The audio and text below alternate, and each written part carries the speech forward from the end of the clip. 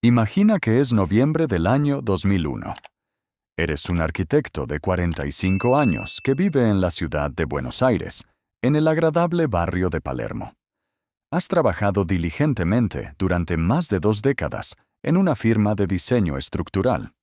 Tienes una esposa, 2 hijos en edad escolar y una cuenta de ahorros denominada en dólares estadounidenses en un banco sumamente reputado. Has hecho absolutamente todo lo que la sociedad te dijo que debías hacer. Evitaste las deudas innecesarias, guardaste una porción de cada cheque que recibiste, confiaste en los consejos de tu gerente bancario y creíste en la promesa gubernamental de que la paridad entre el peso y el dólar era inquebrantable. Te sientes seguro. Te sientes parte de una clase media estable y en ascenso. Has jugado según las reglas del sistema y esperas que el sistema te recompense con estabilidad.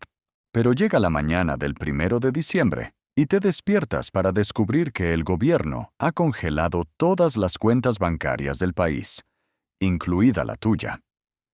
La medida se llama el corralito, un término que sugiere una cerca para animales, y eso es exactamente lo que es.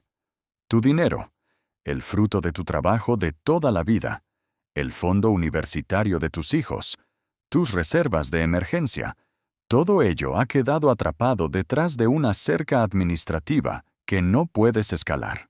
Se te permite retirar una cantidad minúscula por semana para sobrevivir, y en cuestión de semanas, el peso se devalúa violentamente, perdiendo más de 2/3 de su poder adquisitivo. Tus ahorros denominados en dólares son convertidos a la fuerza a pesos por ley, y antes de que puedas reaccionar, los activos que pensabas que eran tu refugio se han convertido en el instrumento mismo de tu destrucción financiera. No tomaste una mala decisión de inversión. No fuiste imprudente. No especulaste. Simplemente asumiste que las reglas del juego permanecerían constantes, y cuando las reglas cambiaron, tus ahorros se convirtieron en el costo de la solución de otra persona. Esto no es mala suerte. Esto no es una anomalía de los mercados emergentes. El sistema no falla por error. Falla por diseño. Para entender lo que realmente ocurrió en esa ciudad y lo que ocurre repetidamente en la arquitectura financiera global, debemos desmantelar la ilusión más profunda que sostiene a la clase media moderna. La clase media cree que el dinero depositado en un banco le pertenece.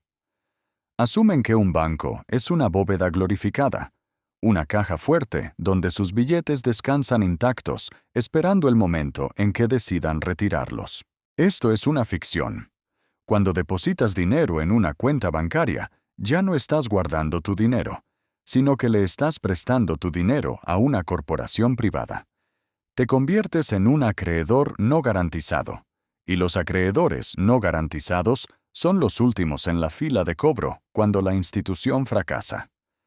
Esto no es teoría, es historia documentada, y es también la ley de contratos. El banco toma tu efectivo, y a cambio te emite un pasivo, una promesa digital en una pantalla que dice que te deben ese valor, pero el efectivo en sí pasa a formar parte de su balance general para ser prestado, invertido o perdido. El sistema opera bajo un modelo llamado banca de reserva fraccional, lo que significa que cuando depositas tus fondos, el banco conserva solo una pequeña fracción, tal vez el 10%, y presta el resto a otros prestatarios. Ese dinero sale por la puerta, se deposita en otro banco, se vuelve a prestar, y el ciclo continúa multiplicando el crédito en el sistema. Todo esto funciona maravillosamente en condiciones de calma, cuando todos confían en el sistema y los retiros se equilibran con los depósitos. Pero existe una vulnerabilidad estructural fatal. El banco está financiando activos a largo plazo, como hipotecas, con pasivos a corto plazo, que son tus depósitos. Esto se llama descalce de plazos, y cuando demasiadas personas exigen su dinero al mismo tiempo, la institución simplemente no puede pagar porque el dinero no está allí. La clase media ignora esta mecánica y confía ciegamente en el seguro de depósitos o en la solvencia del Estado. Pero las familias ricas, la élite histórica que ha mantenido y multiplicado su capital a través de generaciones, opera con una suposición completamente diferente.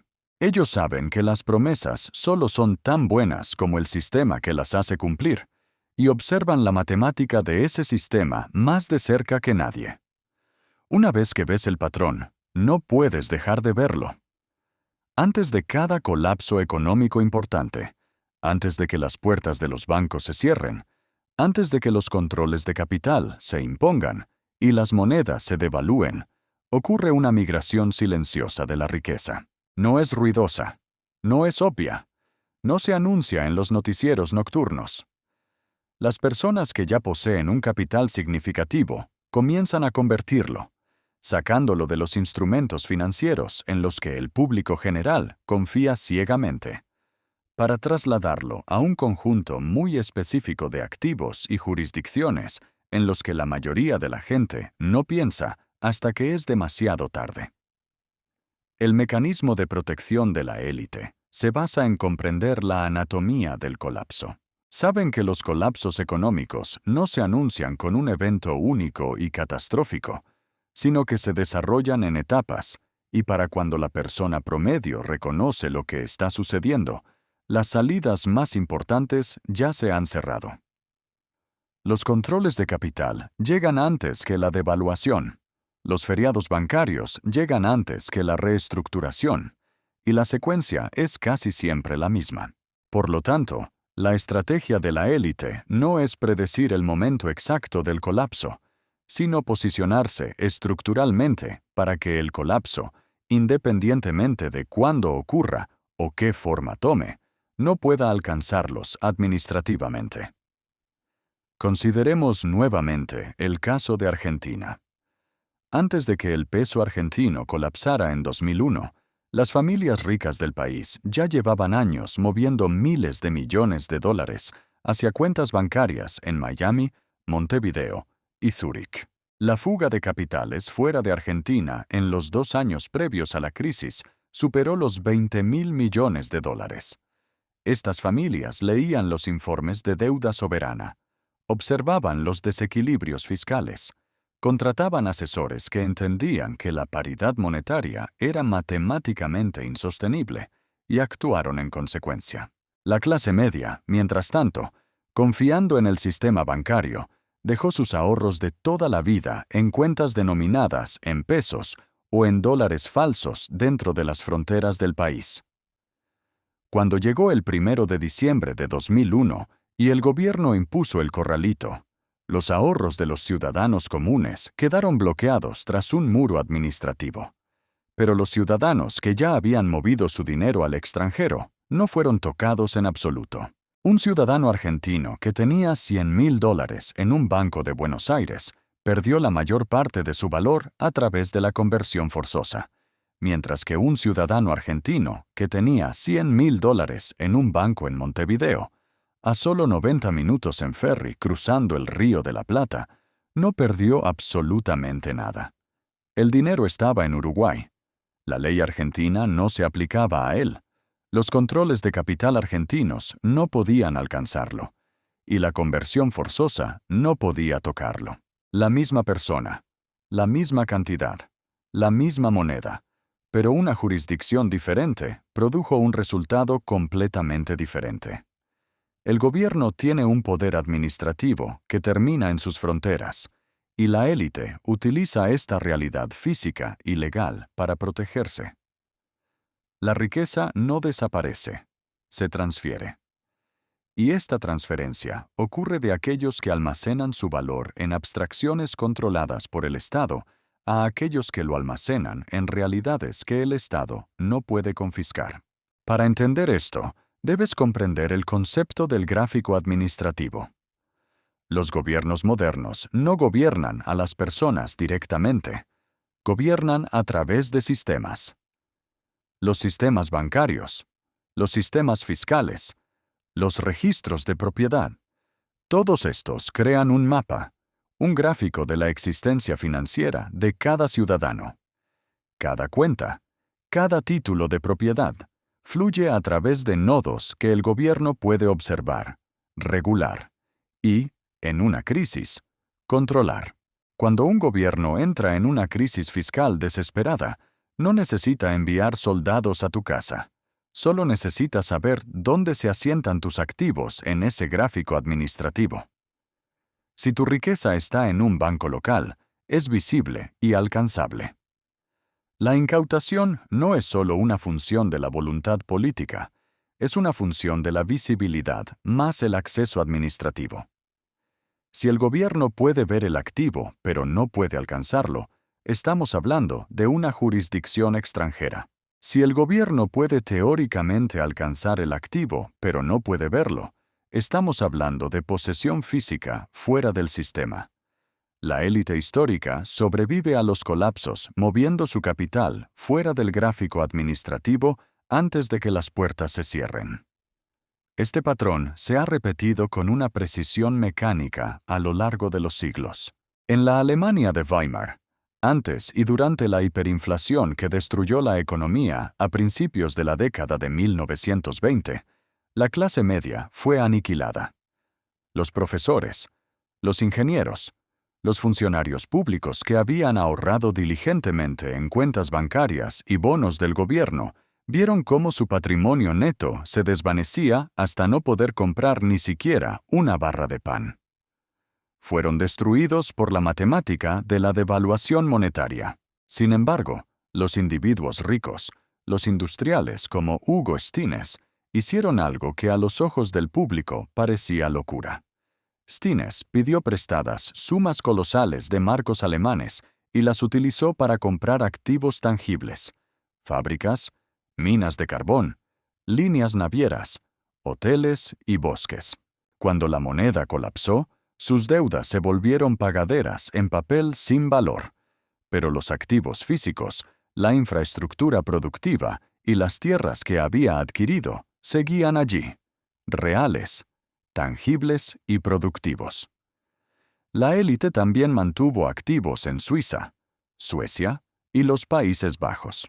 Cuando el marco del Reich fue destruido, esos activos en el extranjero conservaron su valor por completo, permitiendo a las mismas familias que perdieron liquidez nacional sobrevivir mediante la diversificación geográfica de sus tenencias. La matemática no miente. Cuando la moneda se devalúa, el poder adquisitivo se transfiere de los acreedores y ahorristas a los deudores y a los poseedores de activos reales e infraestructura esencial. Avanzamos en el tiempo y vemos la misma arquitectura de extracción operando bajo nombres modernos. Chipre, año 2013. El gobierno y las instituciones europeas enfrentaron una crisis bancaria sistémica y, en lugar de un rescate financiado por los contribuyentes, orquestaron un rescate interno, un término que la mayoría de la gente desconocía.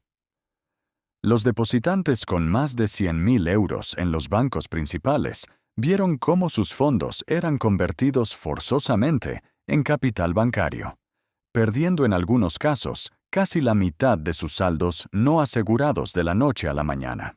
No hubo advertencia para la población general, pero los depositantes grandes, muchos de ellos ciudadanos extranjeros y corporaciones con acceso a información privilegiada o con redes en jurisdicciones más seguras, habían estructurado sus activos de manera que su exposición local fuera manejable, o ya habían retirado el capital sustancial.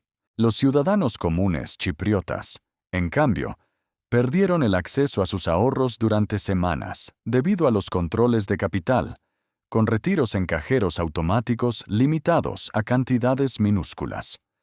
En Grecia, en el año 2015, se impusieron controles de capital de la noche a la mañana, limitando los retiros a 60 euros por día. Sin embargo, antes de que esto sucediera, las familias griegas ricas ya habían transferido decenas de miles de millones de euros a bancos en Londres, Suiza y Alemania. El dinero que importaba, El capital operativo y la riqueza generacional ya se había ido. Las personas que se movieron temprano conservaron su dinero. Las personas que esperaron, que asumieron que la situación se resolvería y que confiaron en las promesas de las instituciones, perdieron el acceso a sus propios ahorros. El sistema no está roto. Está funcionando exactamente como fue diseñado para funcionar bajo estrés, consumiendo los recursos accesibles para mantener su propia continuidad. La clase media pierde porque confía. Confía en la narrativa de que las regulaciones bancarias los protegen, ignorando las lagunas masivas en esa protección. Confía en que el seguro de depósitos es una garantía absoluta. En los Estados Unidos, por ejemplo, el Fondo del Seguro de Depósitos cubre solo una fracción minúscula, poco más del 1%, de los depósitos asegurados totales en el sistema bancario. Está diseñado para sobrevivir a fracasos aislados, a la caída de un banco pequeño aquí o allá. Pero si múltiples instituciones grandes fallan simultáneamente, la matemática simplemente no funciona, y el sistema requeriría una inyección masiva de liquidez del Banco Central, lo que es esencialmente inflación, otra forma de impuesto encubierto. El colapso del año 1929 no fue devastador solo por la caída del mercado de valores, sino por la lenta y metódica destrucción del sistema bancario bajo el peso de la banca de reserva fraccional. Miles de bancos cerraron sus puertas y los depositantes, que no habían especulado ni jugado en la bolsa, vieron cómo el dinero que creían poseer simplemente se desvanecía. El sistema borró su esfuerzo. Quienes entendieron la fragilidad del sistema en ese momento ya habían movido su capital hacia bonos del gobierno, oro físico o instituciones más seguras. Tenían opciones, y las opciones son la verdadera medida de la riqueza frente al colapso. El comportamiento humano está programado para buscar la conveniencia, y las instituciones financieras monetizan esa conveniencia. Mantener el dinero dentro del gráfico administrativo nacional es fácil. Pagar impuestos, usar tarjetas de crédito, domiciliar la nómina, todo está diseñado para que la fricción sea cero. Pero la conveniencia y la seguridad no son lo mismo. De hecho, en tiempos de crisis, suelen ser opuestos.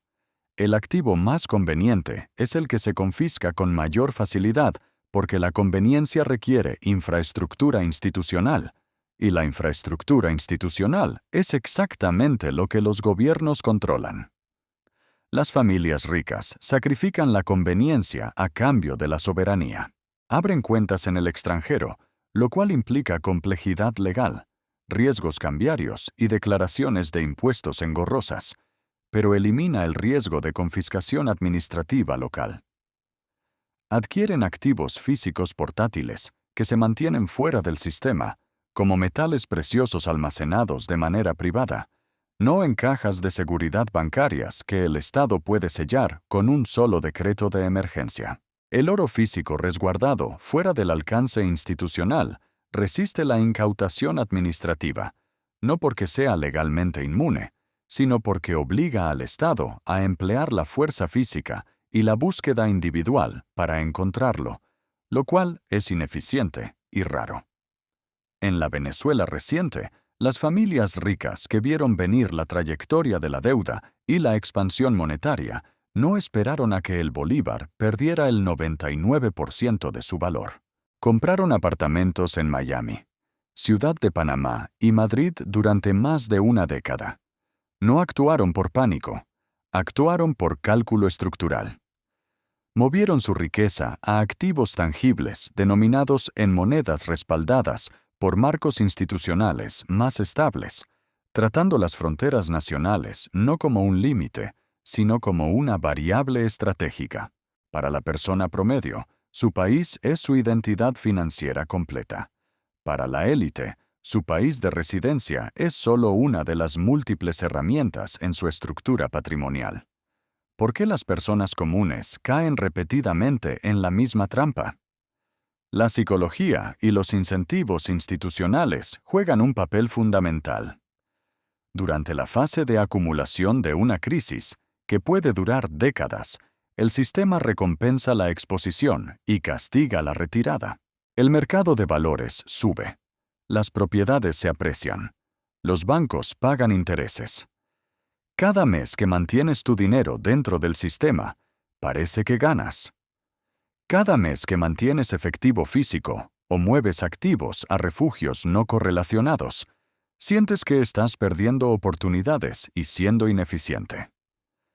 La arquitectura financiera moderna te empuja a maximizar el apalancamiento y la exposición. Los amigos te cuestionan. Los asesores financieros te reprenden por tener capital inactivo. Las familias que sobreviven a los colapsos son aquellas dispuestas a soportar la incomodidad social de parecer irracionales durante el período previo a la crisis. Aceptan el costo financiero de ser menos eficientes a cambio de reducir su vulnerabilidad. Retirar ahorros de un banco que aún no ha quebrado. Convertir moneda local a moneda extranjera cuando el tipo de cambio aún parece estable. Invertir en activos productivos en lugar de instrumentos financieros de moda. Todas estas decisiones conllevan un estigma temporal. La ventana para la acción efectiva es precisamente la ventana durante la cual la acción parece innecesaria. En el momento en que la crisis se vuelve obvia para todos, las salidas ya han sido clausuradas. El corralito argentino se impuso en un día. Las restricciones en Grecia durante un fin de semana. El castigo recae sobre aquellos que esperaron la confirmación oficial. La lógica matemática detrás de esto es brutal. Los sistemas monetarios fiduciarios basados en la deuda están obligados a expandir la masa monetaria para cubrir los déficits fiscales crónicos y el creciente costo del servicio de la deuda soberana. Cuando el gasto excede la recaudación y la política impide recortes o aumentos de impuestos masivos, la única opción invisible y políticamente viable es la inflación y la represión financiera. La moneda se devalúa para erosionar el valor real de las obligaciones del Estado. En este proceso, las tenencias de efectivo, los bonos a largo plazo y las cuentas de ahorro tradicionales se convierten en víctimas sacrificiales. Es una transferencia sistemática. Quienes poseen activos duros, infraestructura productiva y cuentas en jurisdicciones extranjeras capturan la riqueza que se evapora de las cuentas bancarias de la clase media. El ingeniero, el maestro, el médico que mantuvo su patrimonio en la moneda local y dentro de las instituciones locales paga el precio de los desequilibrios sistémicos. Es el costo de la obediencia financiera. El gobierno no ataca a sus ciudadanos por malicia. Los ataca porque cuando las instituciones soberanas se vuelven insolventes, actúan con un imperativo biológico de supervivencia, consumiendo los recursos más accesibles a su alcance. Y tus ahorros en un banco comercial local son la comida más accesible en la mesa. Esto ya está sucediendo ahora. No necesitamos mirar un siglo atrás para ver las señales de advertencia. La expansión monetaria sin precedentes de los últimos años, el aumento desenfrenado de la deuda global, la erosión progresiva del poder adquisitivo de las monedas fiduciarias y la implementación de marcos regulatorios que facilitan rescates internos y congelamientos digitales están sentando las bases de la próxima fase de contracción. La arquitectura de la incautación se está construyendo a plena vista, en regulaciones, en propuestas de monedas digitales de bancos centrales, en leyes de control de flujos de capital. La matemática dicta que los niveles actuales de deuda soberana y descalce de plazos bancarios son insostenibles sin períodos prolongados de devaluación monetaria o reestructuraciones profundas. La élite lo sabe, y por eso continúan diversificando geográficamente, adquiriendo tierras productivas, metales preciosos, arte, y capitalizando en infraestructuras fuera del sistema bancario tradicional. Entienden que la riqueza no reside en las abstracciones digitales que aparecen en una aplicación móvil, sino en la capacidad de controlar el acceso, la producción y la liquidez en entornos de estrés sistémico. La historia es un juez implacable que no acepta excusas por la ignorancia de sus patrones. Quienes estudian la maquinaria de los colapsos económicos no viven con miedo, viven con claridad. Comprenden que el tablero de juego no está diseñado para su protección, sino para su extracción. La decisión de mantener todo el capital de una vida dentro de una sola jurisdicción, bajo una sola moneda, y a merced de un solo marco regulatorio, no es una postura conservadora. Es la apuesta más temeraria que una familia puede hacer. Las crisis no anuncian su llegada con trompetas, se instalan sigilosamente a través de regulaciones nocturnas y edictos de fin de semana. Cuando el sistema exija su tributo, no importará qué tan duro hayas trabajado ni qué tan responsable hayas sido según los estándares convencionales. Lo único que importará es dónde estaba posicionado tu capital en el instante en que las reglas cambiaron. Este video es un análisis histórico y educativo. No es asesoramiento financiero ni de inversión. Consulte a profesionales. Si entiendes que la arquitectura de la riqueza no se basa en seguir ciegamente a la multitud, sino en leer los patrones antes de que te atrapen, suscríbete a este canal. Y déjame un comentario abajo con el nombre de tu ciudad, para saber desde qué parte del mundo estás observando cómo se desarrolla el sistema. La maquinaria no se detiene, y la ignorancia ya no es una opción. Continuando la inmersión en la arquitectura del colapso, debemos diseccionar lo que ocurrió en el año 2008, porque es la autopsia perfecta de cómo la ilusión de seguridad inmoviliza a la clase media mientras la élite maniobra. En los años previos a la crisis financiera, el ciudadano promedio en Estados Unidos, España, Irlanda y gran parte del mundo desarrollado creía que estaba construyendo riqueza. Compraban casas que se apreciaban mágicamente mes a mes y mantenían sus ahorros en instituciones que lucían logotipos centenarios de solidez. Pero la élite, los verdaderos administradores del capital transgeneracional, leían una cinta de datos completamente diferente. Ellos no miraban los folletos de marketing de los bancos comerciales, miraban la desconexión matemática entre la creación de crédito y el crecimiento de la producción real. Entendían que cuando el crédito crece a múltiplos de los ingresos subyacentes, los precios de los activos no reflejan valor, reflejan flujo de deuda. Cuando Lehman Brothers colapsó en septiembre de 2008, la clase media descubrió que su riqueza era una ilusión apalancada. Sus casas perdieron un 30, 40 o 50% de su valor, pero sus hipotecas, sus obligaciones de deuda, permanecieron intactas. Sus ahorros estaban atados a un sistema que de repente dejó de prestar y comenzó a ejecutar hipotecas. Sin embargo, para la élite, el 2008 no fue un desastre. Fue una oportunidad de compra generacional.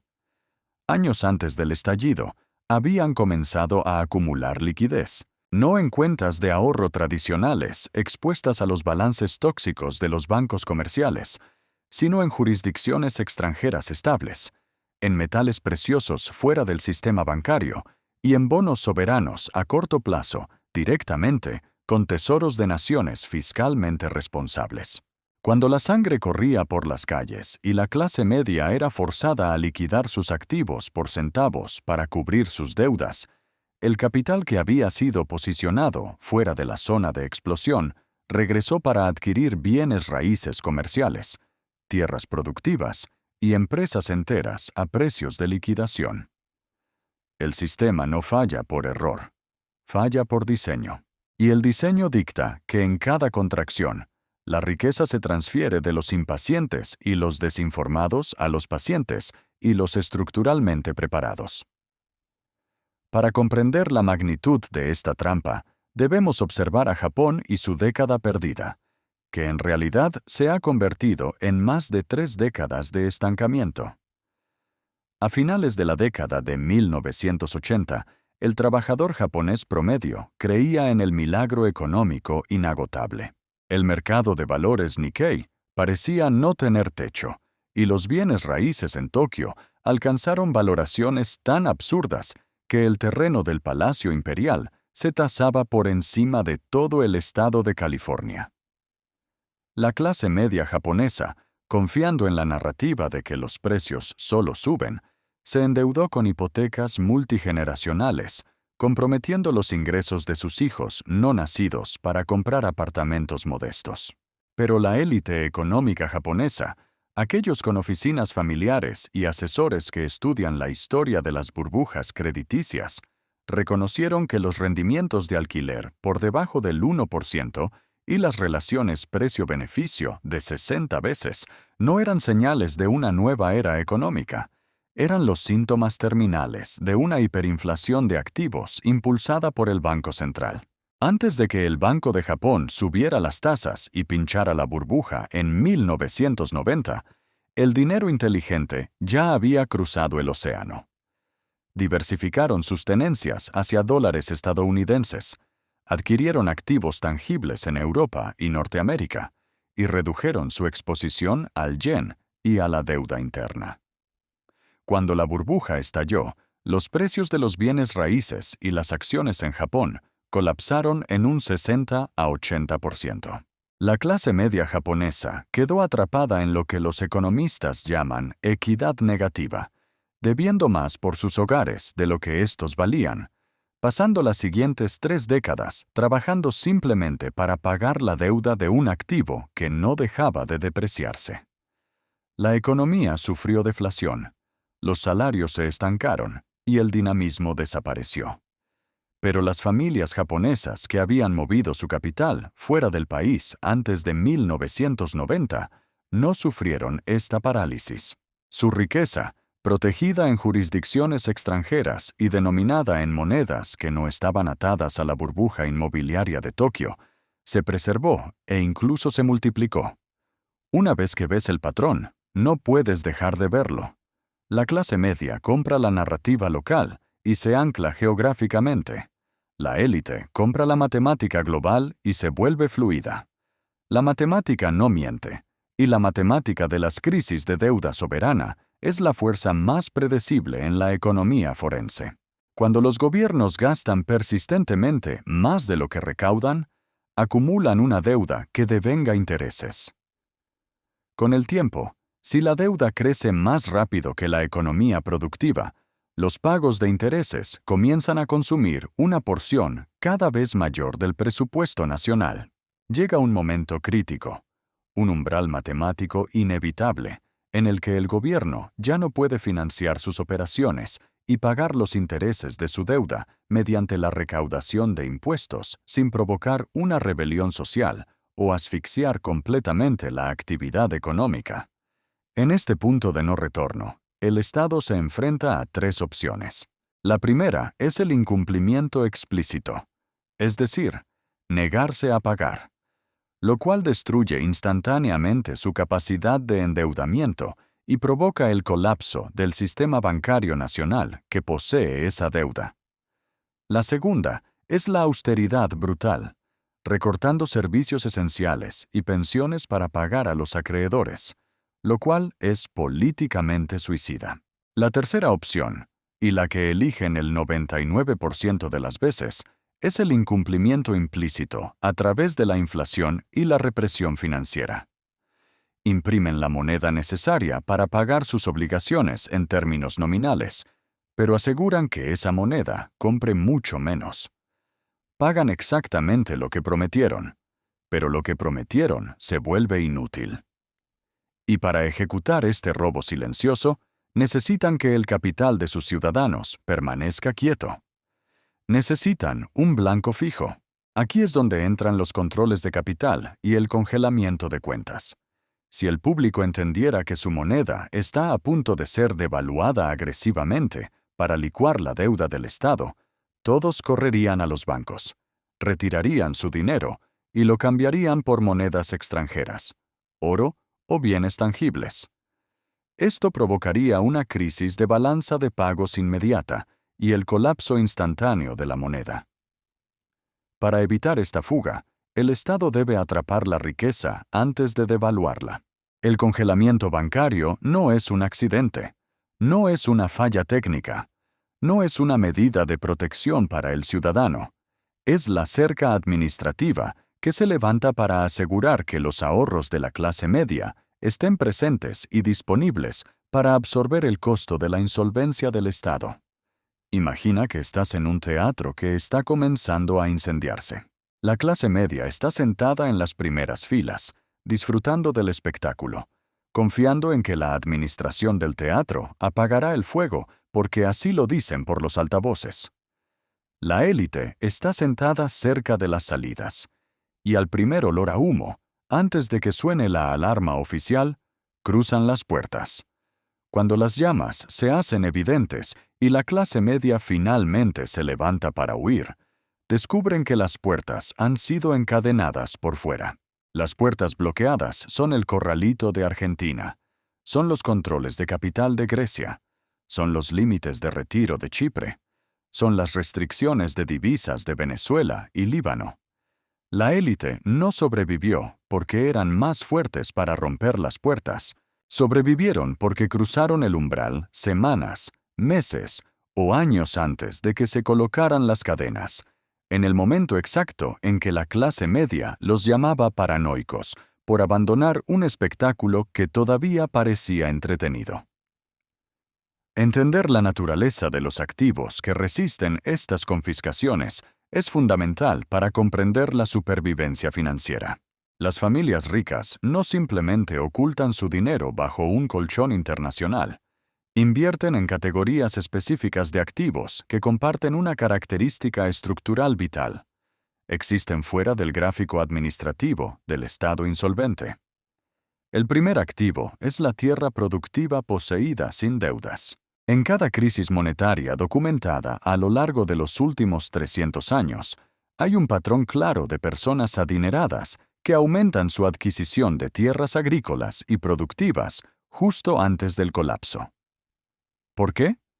Porque la tierra física no puede ser impresa, no puede ser inflada, no puede ser borrada de un servidor informático y, lo más importante, produce algo que los seres humanos necesitan para sobrevivir independientemente del valor de la moneda impresa: alimentos, agua, madera, recursos.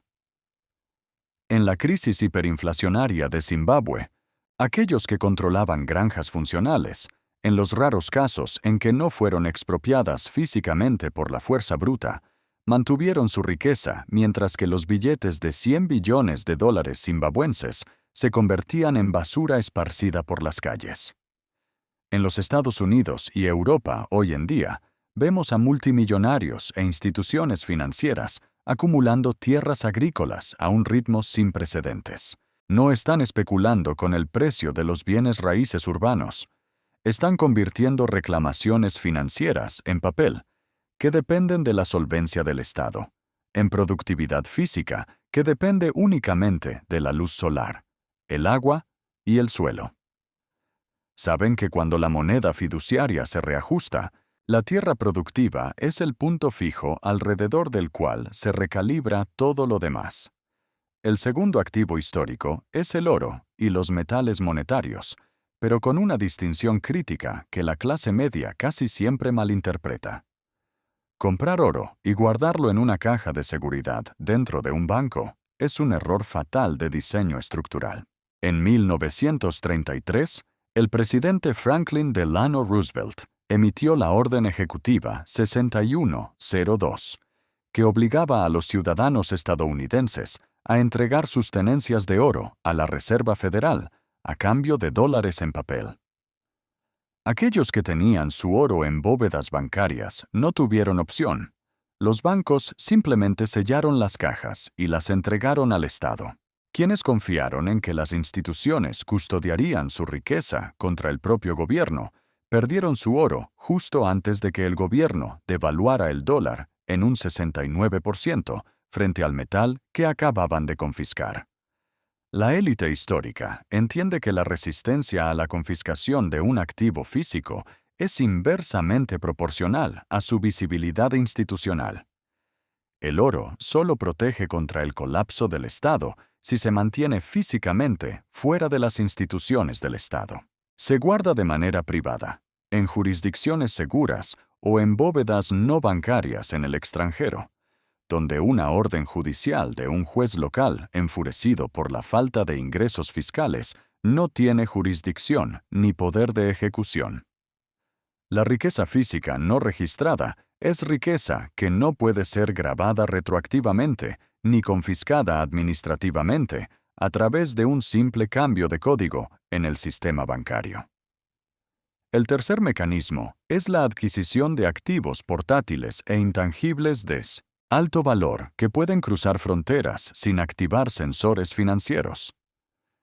A lo largo del siglo XX, las familias que huían de la persecución y el colapso en Europa, desde la Rusia posrevolucionaria hasta la Alemania nazi y los estados de la Cortina de Hierro, a menudo utilizaban diamantes de grado de inversión, relojes de alta relojería, obras de arte pequeñas o sellos raros para transportar el valor de toda una vida a través de fronteras donde las cuentas bancarias estaban congeladas y las monedas locales no tenían valor.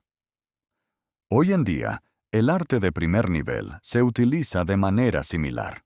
Un cuadro de $100 millones almacenado en un puerto franco libre de impuestos en Ginebra o Luxemburgo no tiene un número de cuenta bancaria, no paga tasas de interés que deban ser reportadas automáticamente, y existe en un limbo legal y aduanero donde la riqueza queda suspendida fuera del alcance del populismo fiscal y las medidas de emergencia de cualquier nación individual. La élite utiliza los puertos francos no porque amen el arte, sino porque aman la invisibilidad y la inmutabilidad de un activo que no puede ser sometido a un rescate interno un domingo por la tarde. El cuarto pilar es el más moderno y quizás el más perturbador para quienes aún creen en el contrato social tradicional: la infraestructura privada. Después de la crisis del 2008, las oficinas familiares de ultra alto patrimonio y los fondos soberanos comenzaron a desviar cantidades masivas de capital hacia la adquisición de infraestructura dura. Carreteras de peaje, instalaciones de tratamiento de agua, puertos, redes de transmisión eléctrica, centros de datos y logística agrícola. La lógica detrás de este movimiento es brutalmente efectiva. Durante un colapso económico o un período de alta inflación, los gobiernos pueden congelar cuentas, devaluar salarios y destruir el mercado de bonos, pero la sociedad moderna no puede funcionar sin agua, energía, datos y transporte. Estas son las arterias de la civilización. Al poseer los puntos de estrangulamiento de las necesidades humanas básicas, la élite se asegura un flujo de ingresos que se ajusta mecánicamente a la inflación. Si el dinero pierde la mitad de su valor, el costo de usar el puerto o encender las luces simplemente se duplica. El ciudadano común, con su salario fijo, absorbe el impacto de la inflación. El propietario de la infraestructura simplemente transmite el costo y mantiene su margen de ganancia real. Es una forma privatizada de recaudación de impuestos, inmune a las crisis bancarias, porque independientemente de si el Banco Central quiebra, los camiones todavía necesitan cruzar el puente y los hospitales todavía necesitan electricidad. Al observar todas estas estrategias, el denominador común es deslumbrante en su simplicidad. La clase media ancla su vida a promesas emitidas por el sistema.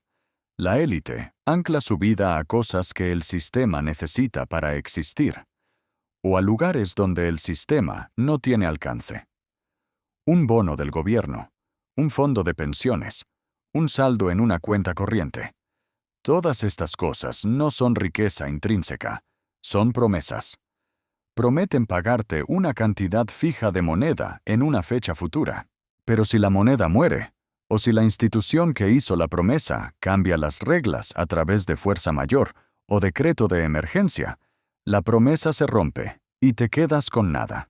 La tierra, el oro en mano, las cuentas en jurisdicciones estables, las empresas productivas de infraestructura. Nada de esto es una promesa. Son realidades físicas y legales que subsisten incluso si el gobierno local emisor de la moneda es derrocado, si el Banco Central quiebra o si la sociedad atraviesa una hiperinflación destructiva. Esto no es teoría, es historia documentada, y es la lección más costosa que cada generación parece tener que aprender de nuevo, pagando la matrícula con los ahorros de toda su vida. ¿Por qué es tan difícil para el individuo promedio asimilar esto antes de que ocurra? Porque la educación financiera que se imparte en las escuelas, los consejos de los planificadores financieros convencionales y las narrativas de los medios de comunicación están todos construidos sobre la premisa fundamental de que el sistema actual es eterno y estable. Te enseñan a optimizar tus impuestos dentro del sistema. Te enseñan a equilibrar tu portafolio de acciones y bonos dentro del sistema. Te enseñan a ahorrar para tu jubilación dentro de las estructuras reguladas por el sistema. Nadie te enseña cómo operar cuando el sistema en sí mismo es la amenaza. Peor aún, te condicionan a ver el comportamiento de la élite como excéntrico, ilegal o innecesariamente paranoico. Te dicen que abrir una cuenta bancaria en un país extranjero es solo para delincuentes que lavan dinero o para multimillonarios excéntricos, cuando en realidad la diversificación jurisdiccional es simplemente el equivalente geopolítico de no poner todos los huevos en una misma canasta. Te dicen que el oro es una reliquia bárbara que no genera dividendos, ocultando el hecho de que su función principal no es generar un rendimiento trimestral, sino actuar como un seguro de vida financiero contra el colapso del papel moneda.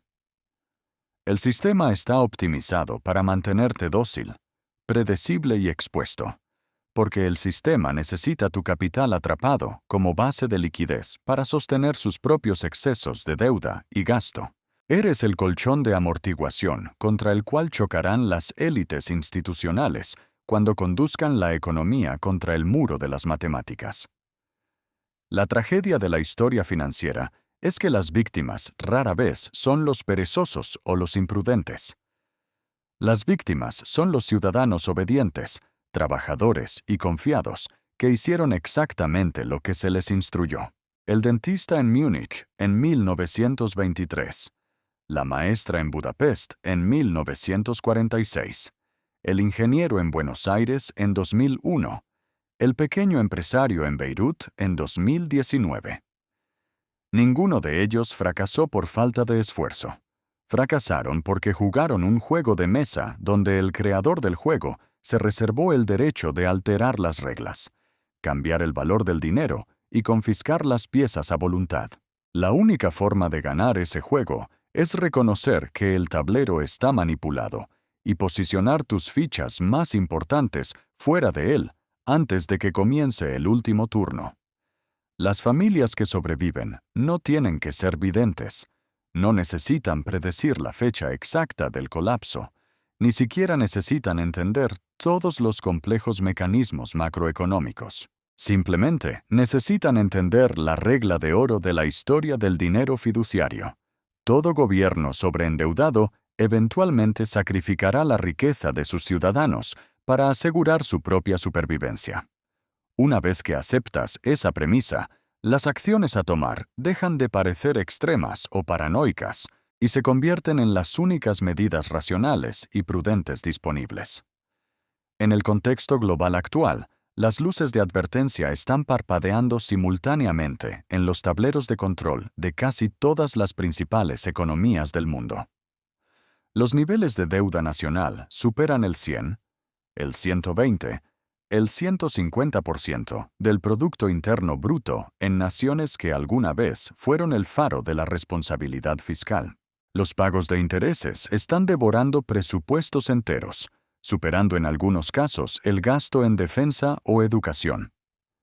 Las herramientas monetarias tradicionales están agotadas. Ya hemos visto el ensayo general de lo que viene. Congelamientos de cuentas a ciudadanos por razones políticas, implementaciones aceleradas de monedas digitales de bancos centrales que permitirán un control absoluto sobre cuándo, dónde y cómo puedes gastar tu dinero, y un aumento global en las restricciones de movimiento de capital. Las cercas se están levantando más altas y las puertas se están haciendo más estrechas. Mientras la persona promedio sigue preocupándose por el saldo de su tarjeta de crédito o el próximo aumento de salario en términos nominales, la élite está completando su migración hacia la fortaleza. La verdadera crisis que se avecina no será simplemente una caída en los gráficos del mercado de valores, será un evento de reestructuración monetaria masiva, donde el valor se extraerá sin piedad de aquellos que no tengan la flexibilidad de moverse o la solidez de los activos tangibles. El conocimiento de estos mecanismos no es un llamado al pánico. El pánico es paralizante, y la parálisis es exactamente de lo que el sistema se alimenta. Este conocimiento es un mapa. Te permite ver la arquitectura invisible que te rodea. Te permite dejar de tomar decisiones basadas en la falsa comodidad de la conveniencia local, para empezar a tomar decisiones basadas en la resistencia estructural. No puedes evitar que ocurra la tormenta. No puedes detener la matemática implacable de la deuda y el declive de la moneda fiduciaria. Pero puedes decidir qué tipo de refugio vas a construir y dónde lo vas a colocar.